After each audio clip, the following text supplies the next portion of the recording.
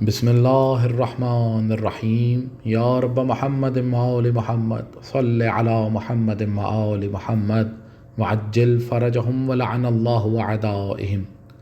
امام ہم سے معرفت کے حوالے سے کیا چاہتے ہیں؟ کتاب مشارق الانوار سے ایک روایت کتاب مناقب اہل بیت میں نقل کی گئی ہے کہ ائمہ صلوات اللہ علیہم اجمعین نے فرمایا کہ خدائی کی نسبت ہماری طرف مت دو، اور وہ فوائد بشری جو تمہارے لیے جائز ہیں ان کو ہمارے لیے جائز قرار نہ دو۔ پھر پڑھتا ہوں، امام نے فرمایا کہ وہ فوائد بشری جو تمہارے لیے جائز ہیں ان کو ہمارے لیے جائز قرار نہ دو، یعنی ہمیں اپنی طرح قیاس مت کرو، کیونکہ لوگوں میں سے کسی کا بھی قیاس ہمارے ساتھ نہیں کیا جا سکتا۔ ہم وہ اسرار الہی ہیں جو ان بشری بدنوں میں رکھ دیے گئے ہیں۔ ہم پروردگار کی بولتی ہوئی کلام ہیں جو ان خاکی جسموں میں موجود ہے۔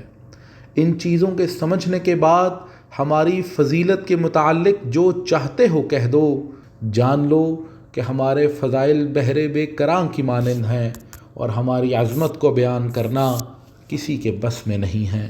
وما علینا الا البلاغ، اللہم عجل ولیک الفرج۔